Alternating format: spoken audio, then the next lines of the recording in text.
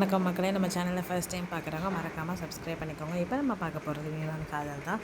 ராகவோட சட்டையை பிடிச்சி பார்த்தீங்கன்னா அஞ்சலி வந்து செமையாக கத்திட்டு இருக்காங்க.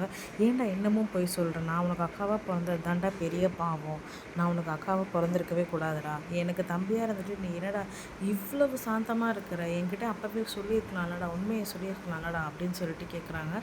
நம்ம ராகவுக்கு ஒன்றுமே புரியல. அக்கா என்னக்கா சொல்கிற, அப்படிலாம் எதுவும் இல்லைக்கா அப்படின்னோடனே சரி ஓகே, எப்படி நெத்திலலாம் அடிபட்டுச்சு, யார் இதெல்லாம் பண்ணது அப்படின்னு கேட்டால் உடனே நாங்கள் வந்து அது வந்து என்னோடய பிஸ்னஸ் எனிமீஸ் யாராவது, என்னோடய எதிரிகள் யாராவது பண்ணியிருப்பாங்க அப்படின்னு சொல்லிட்டு சொன்னோடனே இன்னமும் அப்படி நம்ம அஞ்சலி வந்து டென்ஷன் ஆகிடுறாங்க. ஏன்டா மறுபடியும் மறுபடியும் போய் சொல்கிற, இந்த வீட்டில் இருக்கிற உன்னோட எதிரியை இன்னும் எவ்வளோ நாள் தாண்டா காப்பாற்றுவ அப்படின்னு சொல்லிட்டு சொன்ன உடனே செம்ம டென்ஷன் ஆகிடுறாங்க. நம்ம முரளி வந்து என்ன சொல்கிறான்னு தெரியலையே, அம்மாம்மா என்னமாச்சு, என்ன உளறீங்க நீங்கள், என்ன எனக்கு ஒன்றும் புரியல அப்படின்ன உடனே நம்ம அஞ்சலி திரும்பி முரளியை பார்த்து வாயை மூடுறான் அப்படின்னு சொல்லிட்டு கத்திடுறாங்க. உடனே எல்லாரும் செம ஷாக்கு.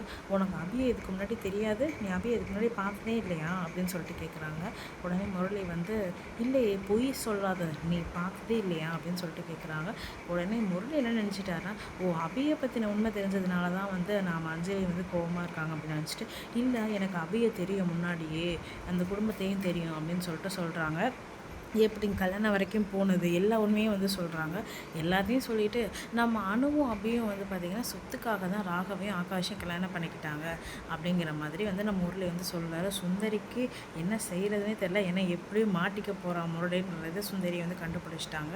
அதனால் என்ன பண்ணுறது அப்படின்னு சொல்லிட்டு அவங்க ரொம்ப சைலண்ட்டாக திருன்னு முடிச்சுட்டே நிற்கிறாங்க. நம்ம முரளி வந்து பார்த்திங்கன்னா திரும்பவும் பொய் சொல்கிறோம் அப்படின்ற ஒரு குற்ற உணர்ச்சியே இல்லாமல் இவர் பாட்டுக்கு போய் சொல்லிகிட்டே இருக்காரு. நம்ம அஞ்சலியும் பொறுமையாக கேட்டுகிட்டே இருக்காங்க.